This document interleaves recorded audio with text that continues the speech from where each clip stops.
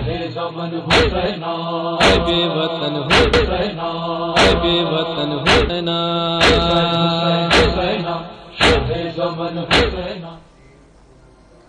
اعوذ باللہ من الشیطان الرجیم. بسم اللہ الرحمن الرحیم. معزز ناظرین کرام، پروگرام کربلا کے بعد میں میزبان رضا چنا کا سلام قبول کیجیے گا. بہت اہم پیغام، بہت ہی اہم ایشو. اسلام کی تاریخ کو اگر اٹھا کے دیکھا جائے تو کربلا، عاشور بڑا اہم مقام رکھتا ہے. کربلا ایک میسج ہے، کربلا ایک تحریک ہے. وہ تحریک کیا ہے، وہ پیغام کیا ہے، یہ بات کربلا کے بعد اگر دیکھا جائے، میں اکثر یہ بات کہتا ہوں، اور ڈاکٹر صاحب نے بڑے ایک خوبصورت بات کی تھی، ڈاکٹر عدیل صاحب نے، کہ یہ کاروان حریت ہے. یہ جہاں جہاں سے بھی گیا ہے اپنے نشان، اپنے پیغام اور اس کے اثرات چھوڑتا گیا ہے. یہ قافلہ جب شام پہنچتا ہے، یزید کا دربار ہے.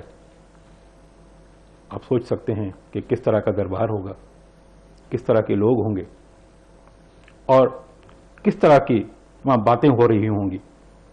وہاں پر علی کی بیٹی نواسی رسول جب اپنا خطبہ دیتی ہیں، کس انداز سے وہ خطبہ دیا جاتا ہے، اس کا مقصد کیا ہے، اس کا پیغام کیا ہے، اس خطبے کا انسانیت کے لیے اور تا وقت قیامت اس کے کیا اثرات ہوں گے.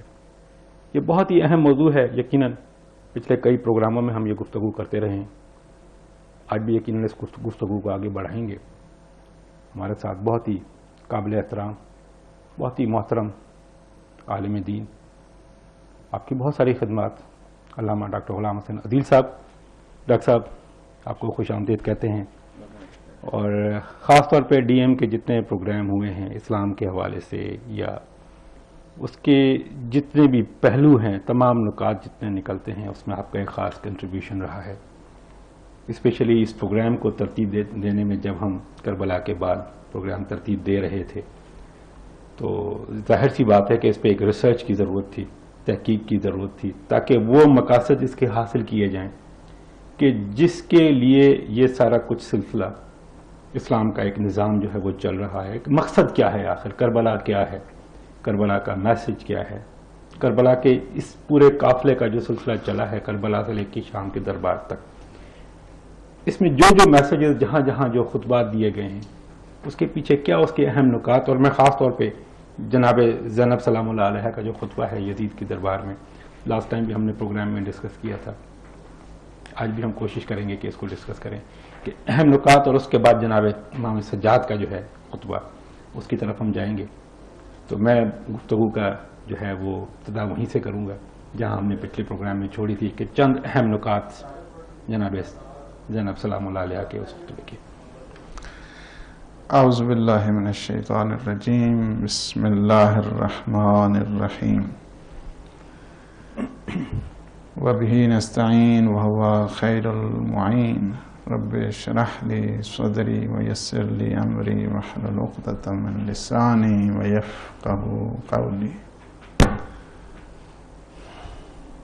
قال اللہ سبحانہ وتعالی فی محکم الکتاب المبین. بسم اللہ الرحمن الرحیم. ولا تحسبن الذین قتلوا فی سبیل اللہ امواتا بل احیاء عند ربهم یرزقون. صدق اللہ العلی العظیم. سب سے پہلے آپ کو، آپ کی یہ پوری ٹیم اور اپنے تمام ناظرین اور سامعین کی خدمت میں علیہ السلام، تسلیمات اور آداب پیش کرتا ہوں، اور پروردگار عالم سے یہ دعا ہے کہ جس طرح اس نے یہ توفیق ہے، یعنی توفیق پروردگار ہے، ورنہ ہم کیا ہیں، کچھ نہیں. یعنی یہ سب عطائیں اور سب توفیقات پروردگار کے در سے ہیں اور اسی گھر سے ہیں، اور صدقہ معصومین ہے علیہ السلام. اور دعا ہے کہ پروردگار جو یہ واقع کربلا ہے، اس کی جو صحیح نقوش ہیں، صحیح مفاہیم ہیں، اور روح ہے جو کربلا فلسفہ جو ہے اس کا، جی وہ ہمیں توفیق دے کہ ہم اسے سمجھیں صحیح معنی میں. آمین. کربلا ایک ایٹرنل میسج ہے، کربلا ایک فار ایور اور ایور لاسٹنگ میسج ہے. اس میں کسی حد و حدود، قید و قیود، شرط و شروط نہیں ہے اس میں. اور پھر بالخصوص آپ یہ دیکھیں کہ مقصد کو پہنچ جانا، مقصد یعنی ہر ایک شخصیت کا ایک مقصد ہوتا ہے نا، ایک ہدف ہوتا ہے، ایک آبجیکٹو ہوتا ہے، ایک گول ہوتا ہے. اس مقصدیت پہ پہنچ جانا اصل میں اس شخصیت کا کمال پتہ چلتا ہے. یعنی کیا ہے مطلب یہ ہے کہ اسی مقصد سے اس کی مراد. آپ دیکھا نا کہ یزید اس اپنے مقصد میں ناکام ہوا، اور پورے تمام جتنے ہیں اچھے اپنے ہیں یا بگانے ہیں یا بگانے ہیں، دونوں ہیں. اس حساب سے سب کو پتا ہے کہ وہ اپنے مقصد میں ناکام ہوگا. وہ فیلئر اس کی اس پالیسیوں کی وجہ سے تھا، اس کی غلط روش کی وجہ سے تھا، اس سب کو اس چیز کا پتا ہے. اور دوسرا اس نے جو میڈیا استعمال کیا، حکومتی میڈیا اس دور کا، اس نے میڈیا میں یہ مشہور کرایا کہ یہ گروہ نعوذ باللہ جو ہے باغیوں کا گروہ. جی تو پتہ کیا چلتا ہے کہ میڈیا طاقت نہیں ہوا کرتا ہے.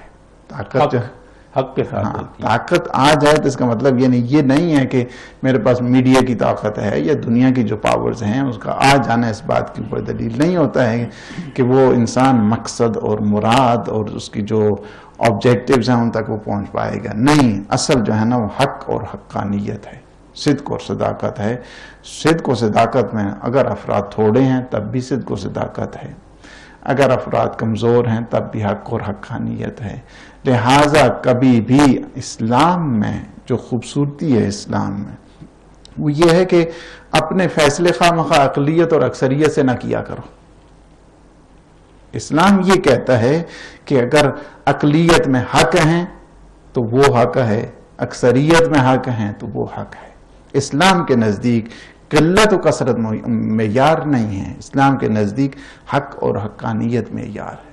اور یہ بتا دیا کہ سارے جتنا وہ میڈیا تھا، حکومتی میڈیا، سارا فیل ہو گیا. دو محاذ جو بہت مہم ہیں، جنہیں مہم کہا جائے اور جس پہ ہماری گفتگو کربلا کے جو عصر عاشورہ تک ایک محاذ ہے کہ عاشور کے بعد دوسرا محاذ ہے. پہلا محاذ وہ کیا ہے کہ جس کے سربراہ حسین ابن علی ہے. دوسرا جو محاذ ہے اس کی سربراہ کہ جنہیں فاتح شام کہا جاتا ہے. جی چہرے پہ قیدیوں کے لکیریں ہیں خون کی، تاریخ ہو رہی ہے رقم، شام آ گئی. بہت خوب. وہ چیز یعنی جہاں پہ جو میڈیا کا مرکز تھا، حکومتی میڈیا کا جو مرکز ہے، اس کو جو ہے نا وہیں پر مسمار کر کے کلمہ توحید کی سربلندی کا اعلان کیا. وہ ہے جہاں پہ ہماری گفتگو ہو رہی تھی، اور جس طرف آپ نے جو ہے نا وہ متوجہ کیا ہے کہ انتہائی، اگر میں ان تمام جو بی بی کے خطبات کے پہلو ہیں اس کے نقوش کی طرف اگر چلا جائے، اس کے مفاہیم کی طرف، تو اس کے لیے کافی جو میں نے یہاں پہ پوائنٹ لکھے ہیں وہ 14 مہم پوائنٹس ہیں کہ جن پہ جو ہے نا وہ گفتگو چاہیے. لیکن میں فقط ظاہر ہے کہ پوائنٹ ہی کی حد تک رہوں گا، ورنہ اس کے لیے 14 مزید پروگرام چاہیے کہ جس کے لیے جو ہے وہ ڈسکس کیا جا سکے. اور یہ خطبہ اس تناظر میں دیکھیں، جتنی بھی وہمیات تھیں یزید کی ساری ختم کی گئی ہیں، اس وجہ سے کہ یقینیات کی منزلوں پہ جو فائز ہوتے ہیں، سرٹینٹی کی منزلوں پہ جو فائز ہوا کرتے ہیں، ان کی گفتگو، ان کا لب و لہجہ، ان کی ادا، ان کے سلیقے مختلف ہوا کرتے ہیں. پھر آپ دیکھیں کہ یزید نے جو اس کے وہ اشعار، فاسقانہ اشعار، آج اگر وہ ہمارے بدر والے آ جاتے اور وہ مردے جو گڑھے ہوئے تھے ان سب کو اٹھانے کی اس نے کوشش کی کہ وہ آ جاتے اور دیکھتے کہ میں نے کس طرح جو ہے انتقام لیا، کس طرح بدلہ لیا، وہ ریونج میں نے کس انداز کے ساتھ لیا، تو وہ خوشی سے اچھل پڑتے. اور آپ نے بڑی اہم جو ہے جس طرف آپ نے اشارہ کیا ہے کہ یزید بڑا اس چیز کو بار بار اس چیز کو زور دے رہا ہے کہ میرے بدر والے اگر اٹھ کے آ جاتے. اگر آپ لائف یزید کی لائف کا انالیسس کریں، اس کی تاریخ کو دیکھیں، تو اس دور میں بہت سارے لوگ ایسے بھی گزرے ہیں کہ جنہوں نے یزید کی سپورٹ بھی کی ہے، اور یقیناً آج بھی موجود ہیں وہ لوگ کہ اس کی حمایت میں بہت ساری باتیں کی جا رہی ہیں. مجھے اس پہ ذرا اگر آپ تھوڑی روشنی ڈالیں کہ ایک طرف تو ہم کہہ رہے ہیں یہ حق اور باطل ہے، کہ ایک طرف حق ہے، حسین حق کی نمائندگی کر رہا ہے، یزید باطل کی نمائندگی کر رہا ہے، یہ دو الگ الگ جو ہیں پہلو ہیں. تو آج بھی اگر کوئی شخص اس کی حمایت کر رہا ہے تو کیا وہ باطل کی حمایت کر رہا ہے؟ میرا ایک اہم بڑا سوال ہے اس پہ. اس میں کوئی شک نہیں ہے. یزید اور یزیدیت جو ہے نا امام علیہ السلام کا یا جناب سید سلام اللہ علیہ، زینب عالیہ کا، فاتح شام کے جو ہیں وہ خطاب اور خطبات یا جنہوں کہا گیا کہ میسج ہے وہ یزیدیت کے خلاف ہے. یزیدیت کسی دور میں بھی ہو سکتی ہے، اور جو اس کی سپورٹ کرنے والے ہیں، یزید کی سپورٹ کرنے والے اس دور میں بھی ناکام رہے ہیں، اس دور میں بھی ناکام رہے ہیں. یہ خواہ توہمات کی دنیا سے انہیں نکلنا چاہیے اور حقائق کی دنیا میں انہیں آنا چاہیے. اور اس وقت بالخصوص جو 21st سینچری میں زندگی گزار رہے ہیں، یہ ریسرچ کا دور ہے، لائٹ کا دور ہے، انلائٹمنٹ کا دور ہے. اس دور میں آ کے وہ ریسرچ کریں، دیکھیں کہ اس وقت تو یزید کی میرے سوال کرنے کا مقصد یہ تھا کہ جب یزید بارہا اس چیز کو دہرا رہا ہے کہ بدر والے اگر آج میرے عزیز و اقربا زندہ ہوتے تو خوش ہوتے اور میری بڑی تعریفیں ہوتی ہیں، مطلب اپنے آپ کو پروجیکٹ کر رہا ہے صرف اس چیز کے، تو بدر کی جنگ کس کے خلاف ہوئی ہے؟ آپ ذرا اس چیز کو دیکھیں کہ رسول اکرم صلی اللہ علیہ وسلم کی ذات ہے ایک طرف، اور دوسری طرف وہ لوگ ہیں کہ جن کا ٹکراؤ ہے. تو وہ اگر بدر والے خوش ہوتے تو وہ لوگ خوش ہوتے جو رسول اکرم صلی اللہ علیہ وسلم کے سامنے جنگ میں آئے. یزید نے اصل میں کیا کیا ہے؟ اب یزید نے اصل میں جو باطنی وہ بغض تھا، صحیح ہے نا جی، باطنی وہ اناد تھا اسلام کے خلاف اور اہل بیت کے خلاف، اس کا اس نے اظہار کیا ہے. وہ اس انداز کے ساتھ اس نے اظہار کیا ہے.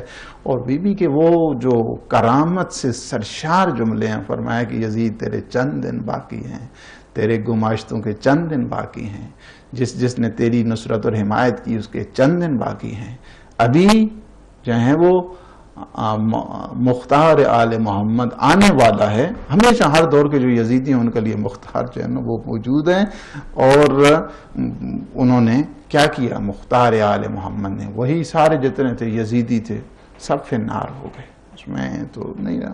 تو یہ ہے کہ جو اگر آپ دیکھنا چاہتے ہیں کہ اس میں بی بی کے جو خطبات ہیں، یہ خطبہ ہے یہ شام کے دربار میں، اس میں ایک عجب شان ایک انسان کو نظر آتی ہے. وہ یہ ہے کہ بعض اوقات علم ہوتا ہے کسی کے پاس، علم کے ساتھ بیان نہیں ہوتا ہے جی. علم ہو اور بیان نہ ہو، بیان ہو اور علم نہ ہو، یہ دونوں چیزیں جو ہے نا عجیب و غریب سی لگتی ہیں. پھر یعنی علم ہے اس کے پاس لیکن آپ قوت بیان نہیں ہے، وہ ایکسپریس نہیں کر سکتا ہے.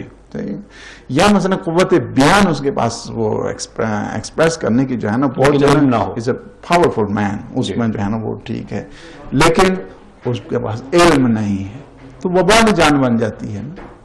ایک کیا ہے؟ نطق اور سخن، یہ اللہ کی نعمتوں میں سے ایک یہ ہے. علمہ البیان، یعنی اللہ نے اسے یعنی تعلیم دی ہے بیان کی. تو یہ اللہ کے جو برگزیدہ لوگ ہوتے ہیں، منتخب ہوتے ہیں، اللہ انہیں علم سے بھی نوازتا ہے، علم سے بھی نوازتا ہے اور قوت بیان بھی عطا کرتا ہے. جو زور بیان ہے اگر اس میں دیکھیں تو پتہ چلتا ہے کہ بی بی کا یعنی وہ خطبہ کہ جس میں الفاظوں کی جو الفاظ ہیں ان کی قطاریں لگی ہوئی ہیں، استعارات، کنایات، مفاہیم، معانی اور وہ ساج، وہ انداز، یعنی اس میں اگر دیکھ جاتا تو یہ انسان کو پتہ چلتا ہے کہ کس قدر اعلیٰ نمونہ ہے فصاحت اور بلاغت کا اس سے. اور واقعاً ایک بی بی کا جو خطبہ ہے، جو ماہرین ہیں نا خطابت میں وہ بہت اچھے طریقے سے جانتے ہیں کہ بی بی کا جو لب و لہجہ ہے، انداز گفتگو ہے، انداز بیان ہے کس لیول کا ہے، اور ہر پوائنٹ کو جو ہے نا وہ ہٹ کیا. پتہ یہی چلتا ہے کہ ابھی جو ہے بیوی خطبہ دے رہی ہیں، یعنی اس کی جو گراسپ اگر آپ کہیں، خطبے کی جو جامعیت اگر آپ کہیں، تو پتہ چلتا ہے کہ یہی چیز ہوتی ہے بڑی ایک مقرر کے لیے اور خطیب کے لیے، کہ وہ مجمع پہ اس کی جو ہے نا پوری کی پوری گرفت ہو. اس میں فاصلہ نہیں تھا، یعنی اگر مجمع میں اور خطیب میں فاصلہ آ گیا ہے تو وہ خطیب پھر کیا ہوتا ہے، فیل ہو جاتا ہے. فاصلہ ٹینشن نہیں رہتی، لوگوں ٹینشن نہیں رہتی. اس کے آپ اس خطبے کے اگر دیکھیں لفظ کو جب ایک انسان دیکھتا ہے تو اس کی گہرائی، اس کی گہرائی، خطابت کو انداز گویا پورے کا پورا جو ہے نا وہ مجمع پہ جو ہے نا وہ بیوی کا پورا تسلط ہے، اور ہر لفظ کسی کی اس کا خاموشی چھا گئی. لگتا ہے اس کے علاوہ دوسری چیز یہ کہ جو بات ہو رہی ہے وہ حق کے لیے ہو رہی ہے، توحید کے لیے ہو رہی ہے، اسلام کے پرچار کے لیے ہو رہی ہے، اسلام کے سربلندی کے لیے ہو رہی ہے. وہ پرچم جو اسلام کا ہے اس کی سربلندی کے لیے ہو رہی ہے. تو ظاہر ہے اس میں اپنی جگہ اٹریکشن تو ویسے ہی تھی. تو اللہ نے علم دیا، اللہ نے بیان دیا، اور بس یہ بہت ضروری ہے. بالخصوص جو ایک بہت بڑا میسج ہے مبلغین کے لیے، یعنی اگر چاہتے ہیں کہ راہ تبلیغ کے تجربات کو سیکھنا ہے تو پھر بیوی کی جو خطبات ہیں یہ بہت جو ہے نا وہ نسخے کی معیار کی حیثیت رکھتے ہیں. علم ہو، اگر قوت بیان ہو تو علم گم ہو کے رہ جاتا ہے. صاحب یہاں میں اپنے ناظرین سے خاص طور پہ ایک گزارش کروں گا کہ آپ اگر کوئی چیز کنٹریبیوٹ کرنا چاہتے ہیں، اپنا نذرانہ عقیدت پیش کرنا چاہتے ہیں تو آپ کال کر سکتے ہیں، آپ اس پروگرام میں شامل ہو سکتے ہیں. یہ بڑی اہم نوعیت کا ایک ایشو ہے کہ جہاں پر بہت ساری باتیں جو اکثر علماء کرام ہم جو ہمارے ہیں وہ اس چیز کو اتنا ڈسکس نہیں کرتے جتنا کہ اس کو ڈسکس کرنے کا حق ہے. کیونکہ اسلام کے اگر جو ہے جس طرح ڈاکٹر صاحب نے کہا کہ دو اہم پہلو، ایک کربلا تک یعنی کہ یوم عاشور تک ہے اور ایک عاشور کے بعد ہے. یہ دونوں پہلو اگر آپ ساتھ لے کے چلیں تو آپ کو سمجھ آتی ہے کہ حق کا جو وہ پیغام تھا، جس پرچم کو حسین لے کے چلے تھے، اور اس کا اینڈ جس طرح فاتح شام نے کیا ہے، یہ بہت خوبصورت انداز میں ہوا ہے. آپ اگر کنٹریبیوٹ کرنا چاہتے ہیں تو میری آپ سے گزارش ہے کہ ضرور کال کریں اور شامل اس پروگرام میں. جی ڈاکٹر صاحب، میں آؤں گا اپنا ان خطبات کے اہم نکات کی جہاں بات ہوئی تھی. ہم بات کر رہے تھے کہ اس کا انداز گفتگو اور اس کا جو ہے طریقہ کار اور اس کا جس طرح سے وہ پریزنٹ کیا گیا ہے، اس کے علاوہ جو اہم نکات ہیں اس کے کہ خاص طور پہ اسلام کی سربلندی کے لیے اس کو اگر آپ دیکھا جائے کہ اس پیغام سے ہم کس طرح اس کو جو ہے نا اپنا لے کے اور آج کل کی زندگی میں ہم اس کو آگے لے کے چل سکتے ہیں، کیسے اسے رہنمائی حاصل کی جائے. اگر اس یعنی خطبے کے اس حوالے سے دیکھنا ہے، فصاحت و بلاغت کو دیکھنا ہے تو پتہ چلتا ہے کہ امیر المومنین بول رہے ہیں. اس کی صبر اور حکمتوں کو دیکھنا ہے تو پتہ یہی چلتا ہے. بہت خوبصورت جو ہے وہ شاعر نے کہا ہے، فارسی میں ہے، کہتے ہیں کہ در بلاغت چون علیو. یہ خطبے کو دیکھنے کے بعد جو ہے نا وہ شاعر کہتا ہے، کہتے ہیں کہ در بلاغت چون علیو در صبوری چون حسن.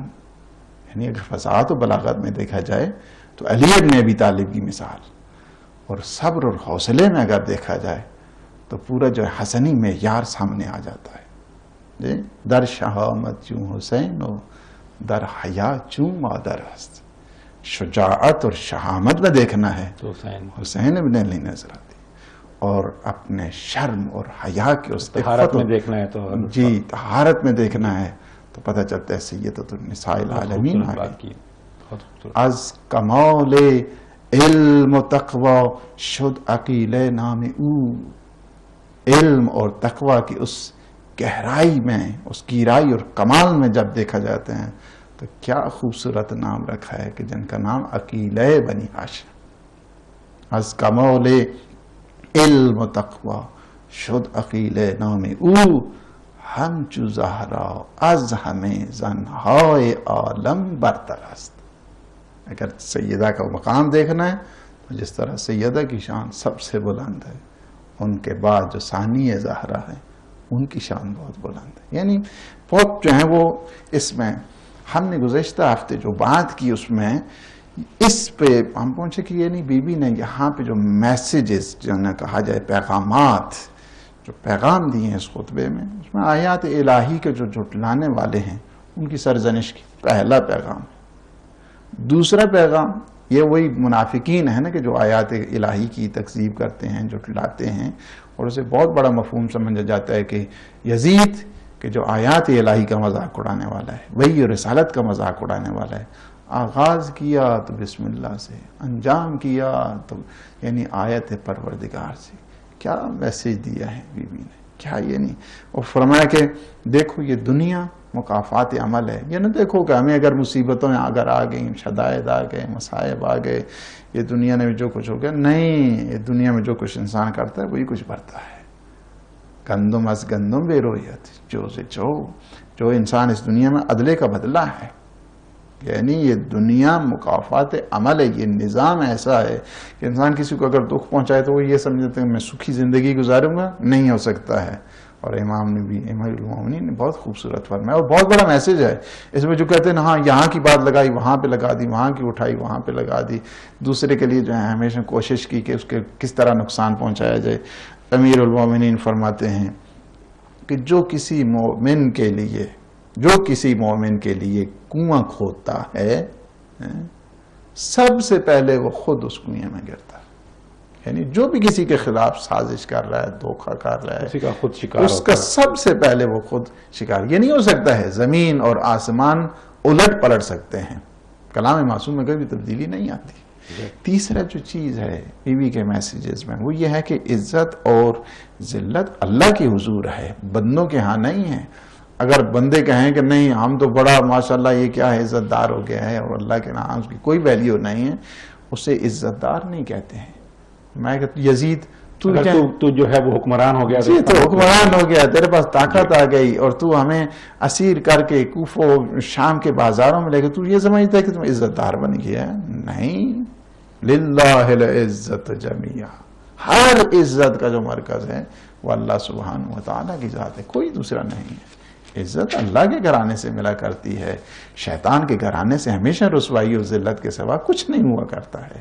اگر آیات خدا کو جھٹلایا، حرم خدا کی توہین کی، حرم رسالت کی اہانت کی، تو اسے کیا ہے وہ خود اپنے دین کی اہانت کر رہا ہے، اپنے اسلام کی اہانت کر رہا ہے، اپنے تدین کی اہانت کر رہا ہے.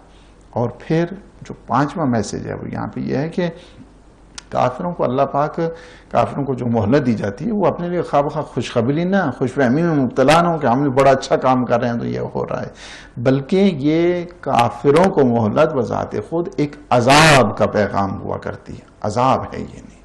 یعنی اسی وجہ سے مولا امیر المومنین فرماتے ہیں کہ جب اللہ کی پے در پے نعمتیں آئیں اور تم معصیت کر رہے ہو، گناہ کر رہے ہو، تو سمجھو کہ اللہ کا عذاب بہت قریب آ گیا ہے. ڈرو اس سے، فحذر ہو. یہ فرمایا کہ فحذر ہو، ایسی سچویشن سے، ایسے حالات سے اپنے آپ کو بچا کے رکھنا ہے. تو یہ ہے کہ یہ کافروں کے لیے جو انما نملی لہم لیزدادوا اثما، ہم نے مہلت اس لیے دیتے ہیں تاکہ یہ اور گناہ کریں، ہم ان پہ اور عذاب نازل کریں. زیادتی عذاب کا وہ میسج ہوتا ہے یہ کافروں کے لیے مہلت. تو یہ ایک بہت بڑا میسج یزید کو دیا.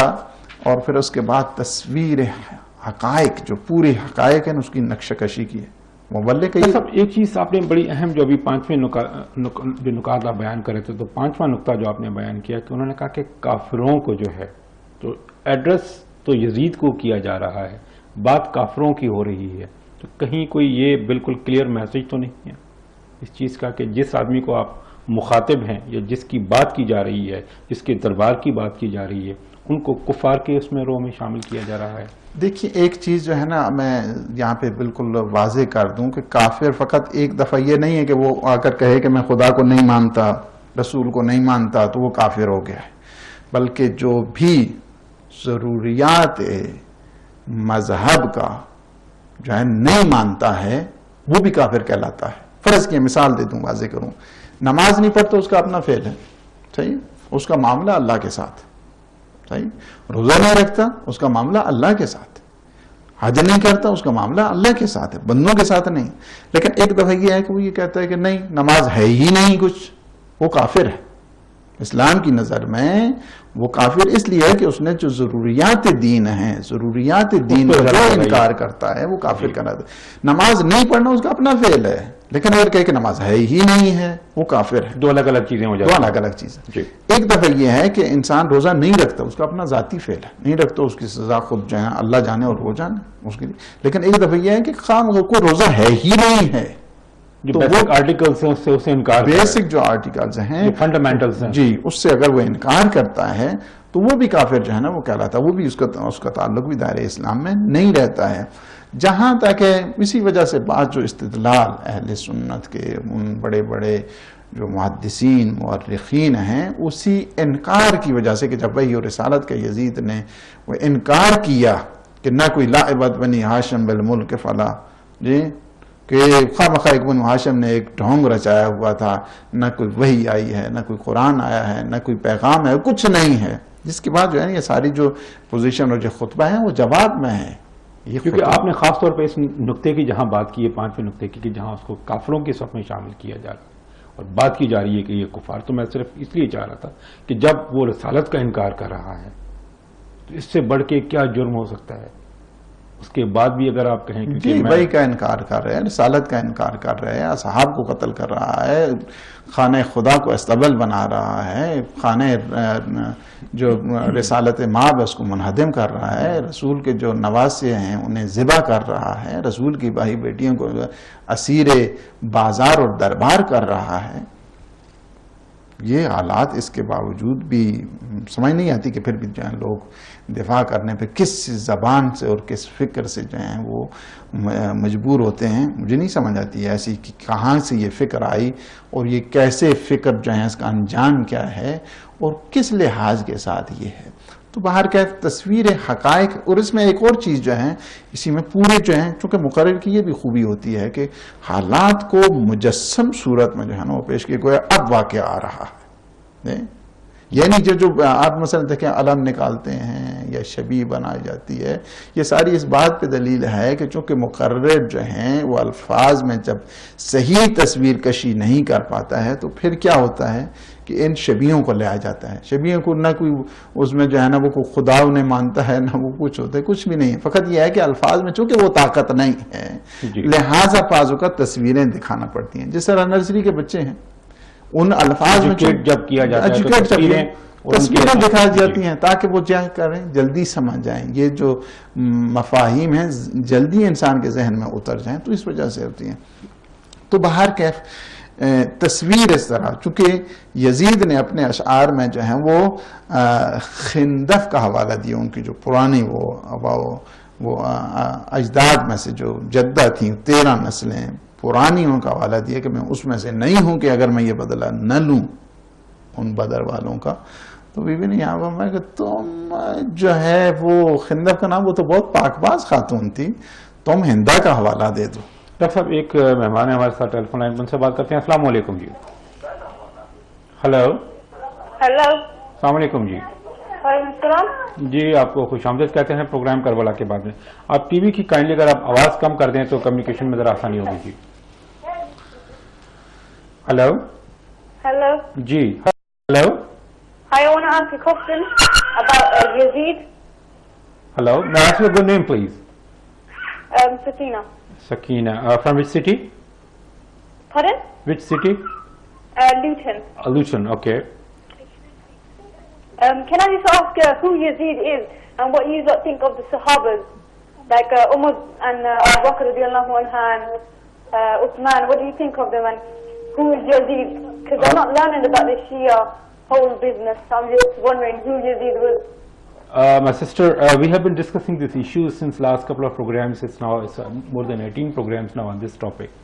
And we have discussed the personality of Yazid, who Yazid was, and why this Karbala happened on Ashura, and what happened after Karbala. So we have discussed the issue in detail in the last couple of programs. Anyway, we have taken your question, and I would definitely ask Dr. Saab to just put some light on this issue, that who Yazid was. Thank you very much for your call. Dr. Saab, question Luton سے سکینہ نے یہ کیا ہے کہ جی صحابہ کرام جتنے بھی تھے خلفائے راشدین کی ہم بات کر رہے ہیں، اس کے بعد یزید کی بات. تو یزید کو وہ کہہ رہے ہیں کہ ایکسپلین کریں کہ یزید کیا تھا. میرے خیال میں کافی پروگرام ہم اس پہ کر چکے ہیں، اس کی پرسنالٹی پہ، اس پہ. تو ایک نٹ شل میں اگر آپ میرے اس بہن کو بتائیں کہ کس طرح آپ اس کو ڈسکرائب کریں گے. یزید جو ہے نا وہ صحابہ کی کیٹیگری میں نہیں لیا جا سکتا. ڈاکٹر صاحب ایک اور کال بھی ہے، میں چاہوں گا کہ وہ بھی کال سن کے اس کے بعد پھر دونوں کا جو جواب ہے ہم اکٹھا لیں. السلام علیکم جی. ہلو جی سر. السلام علیکم جناب. السلام علیکم سر. وعلیکم السلام جی. آپ کو خوش آمدید کہتے ہیں پروگرام کربلا کے بعد میں. میں آپ کا نام پوچھ سکتا ہوں میرے بھائی؟ جی میرا نام شکیل احمد ہے. جی شکیل صاحب، آپ کہاں سے بات کر رہے ہیں؟ جی میں لندن سے بات کر رہا ہوں. جی آپ کیا کہنا چاہیں گے؟ جی میں ایکچولی ہمارا تعلق اہل سنت والجماعت سے، فقہ بریلوی سے. جی جی. تو آپ کو شاید علم میں ہوگا کہ فقہ بریلوی میں بھی یزید کو مسلمان نہیں مانا جاتا ہے. تو میں بس یہی جو ہے نا اسی ٹاپک پہ ایک جملے کہوں گا اپنے احباب سے. جی جی بالکل آپ کی بات جی ڈاکٹر صاحب بھی سن رہے ہیں، یقیناً ہمارے ناظرین تک بھی پہنچ گئی. اور یہ ابھی ایک ڈیبیٹ ہے اور بہت سارے لوگ ابھی پچھلے دنوں اس پہ بات کرتے رہے کہ جی اس کو برا بھلا نہ کہا جائے. بہرحال ہر ایک کا اپنا اپنا پوائنٹ آف ویو ہے. حق اور باطل کی یہ جنگ جو ہے یہ صرف جی جی میں آپ کو بتاتا ہوں کہ ایکچولی میرا ایک دوست ہے، تو اپنا یہ میں آپ کو بتا دوں کہ جو اپنا اہل حدیث جو طبقہ ہے نا، وہ یزید کے بارے میں پتہ نہیں کدھر سے روایات لے آتے ہیں جس سے وہ جو ہے نا اس کو نیک ثابت کرنے کی کوشش کرتے ہیں. جی تو میرے ایک دفعہ ایسے میرے دوست سے بات ہو رہی تو میں نے اس کو بس ایک جملے میں کہا تھا، میں نے کہا جو نبی کے نواسے کو شہید کرے میں اس کو کسی صورت میں بھی مسلمانوں کی فہرست میں ماننے کے لیے تیار نہیں ہوں. میں نہیں مانتا اس نے کیا اچھا کام کیا ہے، کیا برا کام کیا ہے. یزید جس نے نبی کے لاڈلے نواسوں کے ساتھ یہ سلوک کیا ہے، میں نہیں مانتا اس کو کہ اس نے کوئی نیک کام بھی کبھی زندگی میں کیا ہوگا. شکیل صاحب بہت بہت شکریہ آپ کا پوائنٹ آف ویو ہم نے لیا. اور میں تو صرف یہ کہوں گا کہ ہم جتنے بھی مسلمان ہیں، رسول اکرم صلی اللہ علیہ وسلم کی ذات ہمارے لیے مشعل راہ ہے، اور اسی سلسلے کو آگے بڑھاتے ہوئے کربلا کو اگر آپ دیکھیں تو کربلا اسی سلسلے کی ایک کڑی ہے. اور جتنے بھی یہ ایشوز ہیں کربلا اور کربلا کے بعد، میرے خیال میں یہ کلیئر ہیں، تمام مسلمان اس پہ متفق ہیں، وہ کسی بھی فقہ سے ان کا تعلق ہو، کہ یزید کبھی بھی حق کی بات نہیں کہے گا. اس کے لیے یہی کہا جاتا ہے کہ جی وہ باطل پہ تھا اور حسین حق پہ تھا. تو جب حق اور باطل کی بات ہو تو ایک طرف حق ہے ایک طرف باطل ہے، فیصلہ کرنا بہت آسان ہے، اس میں کوئی مشکل کام نہیں ہے. جی ڈاکٹر صاحب آپ کیا کہیں گے؟ دو سوالات تھے، ایک تو لوٹن سے تھا اور ایک ہمارے شکیل صاحب لندن سے. لوٹن سے تھا، میں وہ یہی عرض کرتا چلوں کہ یزید کا تعلق جو ہے نا وہ صحابہ سے نہیں. یزید وہ ہے کہ جو قاتل صحابہ ہے، قاتل خون جو ہے نا وہ نواز رسول کا جو ہے نا وہ قاتل ہے. بلکہ صحابہ خود جو ہیں اس نے کئی صحابہ کو قتل کیا، 700 صحابی اس نے 3 رات میں قتل کیے مدینہ میں. یعنی وہ یزید ہے. جو خانہ خدا کو استبل بناتا ہے وہ یزید ہے. جو کربلا کے میں وہی گزشتہ ہفتے بھی جو اس کے 3 سال وہ رہا ہے، 3 سال میں اس نے جو ہے نا وہ کیا کیا اس نے مظالم ڈھائے ہیں. پہلے سال اس نے رسول کے پورے گھر کو تباہ کر دیا، رسول کے پورے گھرانے کو جو ہے نا اجاڑ کے اس نے رکھ دیا. پہلا سال اس کا یہ ہے. دوسرا سال اس کا کیا ہے؟ مدینہ الرسول کو اس نے تباہ کیا. تیسرا سال اس کا کیا ہے کہ اللہ کے گھر کو اس نے استبل بنایا، وہاں پہ جو ہے نا قتل و غارت کرائی. یہ تو 3 سال ہیں اس کی تاریخ. کہ مجھے اگر اس میں چلے جائیں، یہ 3 جملے ہیں، اس پہ اگر تحقیق کریں تو دیکھیں جو ہے نا وہ کیا عالم بپا ہوگا. اور ویسے ڈاکٹر صاحب جو خلفائے راشدین کی بات ہو رہی ہے کہ حضرت ابوبکر صدیق رضی اللہ تعالیٰ عنہ یا حضرت عمر فاروق رضی اللہ تعالیٰ عنہ، حضرت عثمان رضی اللہ تعالیٰ عنہ یا حضرت علی کا ذکر آتا ہے، تو یہاں 4 تک تو کوئی اس چیز میں کوئی اختلاف نہیں. یہاں پر جو بات یزید کی آ رہی ہے یہ تو اس کے بعد قبضہ ہوا ہے خلافت پہ. میں تو یہ کہوں گا کہ جو خلافت کا معیار ہے، آپ کیسے اس کو دیکھیں گے کہ جو کیا جب یزید خلیفہ بنا ہے کیا اس کو بنایا گیا ہے؟ مثلا اس دور میں بھی یزید کو جب خلیفہ بنانے کی بات تھی تو صحابی اس ٹائم بھی مخالف تھے. صحابی اس ٹائم بھی مخالف تھے یزید کے. بعض اوقات یہ جو ہے اسی وجہ سے یہ 700 صحابی کیوں قتل ہوئے. ڈاکٹر صاحب ایک ہمارے ساتھ مہمان ہے ٹیلی فون لائن پہ، میں یقیناً آپ سے اس سوال کا جواب لوں گا تفصیل سے. السلام علیکم. جی اچھا جی میں مولانا سے ایک سوال پوچھنا چاہتا ہوں. جی محترم، میں آپ کا نام پوچھ سکتا ہوں میرے بھائی؟ جی میرا نام مقصود حسین سید ہے، میں واٹفورڈ سے بول رہا ہوں. مقصود صاحب، اور کہاں سے بات کر رہے ہیں جی؟ واٹفورڈ سے. جی میرے بھائی، آپ کیا سوال کرنا چاہیں گے؟ میں مولانا سے ایک یہ سوال معلومات کے لیے پوچھنا چاہتا ہوں. جی. یہ بات تمیز کے لیے نہیں، اور میرا عقیدہ جو بھی ہے اہل تشیع سے میں متاثر ہوں ظاہر ہے، لیکن میں فی الواقع یہ جاننا چاہتا ہوں کہ کیا اسلام کربلا کے بعد اسی راستہ سے باقی دنیا تک پھیلا تھا، یا اس کے علاوہ بھی دنیا میں کہیں مسلمان تھے جنہیں کربلا کے واقعہ کا علم نہ ہوا، اور وہ نہ یزیدی کیمپ میں تھے نہ حسینی کیمپ میں تھے، انہیں ہم یہ سمجھ لیں کہ ان تک خبر پہنچ نہیں پائی. تو دونوں دھڑوں میں سے کسی نہ کسی طرف اس وقت مسلمان بٹے ہوئے تھے. کیا اس یزیدی اور حسینی کیمپ کے علاوہ بھی کچھ لوگ تھے جو اس وقت اسلام دائرہ اسلام میں تھے، اور ہم یہ سمجھ کر انہیں درگزر کر لیں اس بات پہ کہ انہوں نے نہ تو حسین کی معاونت اس لحاظ سے کی کہ انہیں بروقت علم نہیں ہو سکا، یا یزید کی مخالفت اس لیے نہ کی کہ انہیں علم نہیں ہو سکا. بہت اچھا سوال ہے جی مقصود صاحب، بہت شکریہ آپ کا کہ آپ نے کال کی اور خاص طور پر اپنا پوائنٹ آف ویو آپ نے بیان کیا، اور بہت سارے لوگوں کو شاید اس کے لیے یہ ایک مستفید قسم کی کال ہوگی کہ ایسے بہت سارے مسلمان تھے اس زمانے میں کہ جو نہ یزید کے ساتھ تھے، نہ اس وقت ان کو یہ خبر پہنچ سکی کہ حسین کو قتل کیا گیا، شہید کیا گیا. پر آپ کا بہت سوال ہے، اہم سوال ہے. میں ڈاکٹر صاحب سے کہوں گا کہ ڈاکٹر صاحب اس پہ یہ 3 سوال آ گئے ہیں ہمارے پاس. ایک تو شکیل صاحب کا تھا، ایک سکینہ کا تھا جو لوٹن سے تھی، اور ایک مقصود صاحب کا سوال ہے. جی، وہ جو لوٹن سے ہماری سسٹر تھی، ان کا تو جواب یہ ہے کہ یزید جو ہے نا وہ صحابہ میں اس کے شمار نہیں ہے، بلکہ وہ قاتل صحابہ. جہاں تک شکیل صاحب ہمارے برادر کا تعلق ہے، ان نے بہت اچھی بات کی ہے. بالکل انہوں نے صحیح فرمایا ہے کہ جو بریلوی حضرات ہیں جو فقہ حنفیہ کے مانو، ان کے ہاں بالکل یزید کی جو ہے وہ کوئی یعنی سمپتھی جیسے کہا جائے وہ نہیں ہے ان میں، اور بالکل صحیح ہے. 99% جو مسلمان ہیں وہ یزید کو اچھا نہیں سمجھتے ہیں، اور 1% جو ایک گروہ ہے وہ بھی انہیں لا علمی کی وجہ سے، یا ان کے اپنے مفادات کی وجہ سے، یا کسی کے اہل کار کی وجہ سے، یا مسلمانوں میں پھوٹ ڈالنے کی وجہ سے، ان کے اپنے جو ہیں وہ ایجنڈے ہیں، ان کے تحت وہ کام کر رہے ہیں. بالکل انہوں نے صحیح کہا ہے کہ اہل سنت بھی اس بات پہ نہیں ہیں. اور مجھے ہی پتہ ہے، بلکہ ہمارے کئی پروگرام جب ہوتے ہیں، بلکہ وہی جب ایک صاحب نے جب بات کی تو سب سے زیادہ اہل سنت نے جو ہے وہ کیا، اور جہاں پہ یزید کی بات ہے غالباً لوٹن سے جو ہے سب اہل سنت نے ایک خبر دی، سب مل کے ساری مساجد والوں نے، کہ نہیں ہم یزید کے جو ہیں مخالف ہیں. خود لوٹن سے جو ہے نا یہ خبر ہے. تو باہر کے جہاں تک تیسرا بہت ہی ماشاءاللہ جو ہے نا بہت اہم کوشچن کا یہ ہے، اس وقت یزید کی جو پوری کوشش تھی، یا ابن زیاد کی پوری کوشش تھی کہ جلدی جو ہے نا واقع جو کربلا کا معرکہ اس کو جلدی یعنی کیا جائے. پوری کوشش ابن زیاد کی یہ تھی کہ جلدی امام حسین کا جو ہے نا وہ سر قلم کیا جائے اور پہنچایا جائے یزید کے پاس. یہی وجہ تھی کہ ابن، چونکہ اب تاریخی لفظوں میں زیادہ اس کو پھیلا نہیں سکتا ہوں، ابن جو عمر ابن سعد ہے وہ طولانی چاہتا تھا کہ اس بات کو طولانی کیا جائے، تھوڑا ٹائم دیا جائے، اس جو ٹائم فریم تھا اس کو بڑھانا چاہتا تھا. جس کے بعد کیا ہوا کہ ابن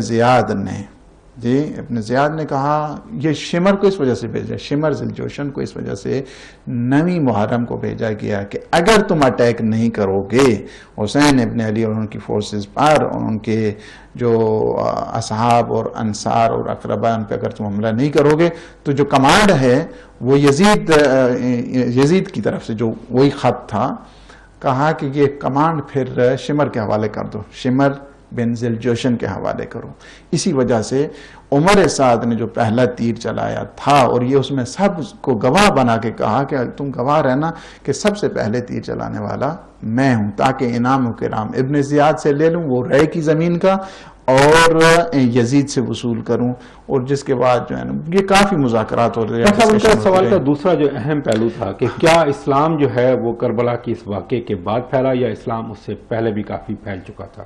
یہ بھی ایک سوال کا اہم حصہ ہے. جی، میں اس کے چونکہ 3 حصے میں سمجھتا ہوں اس کے سوال کے. ایک حصہ تو یہ ہو گیا ہے، یعنی وہ چاہتے تھے کہ جلدی جس طرح ہو سکے اس واقعے کو ختم کیا جائے، امام حسین کے جو ہے نا وہ خلاف جنگ کی جائے اور انہیں شہید کر کے سر جو ہے نا وہ یزید تک پہنچا دے. ایک چیز.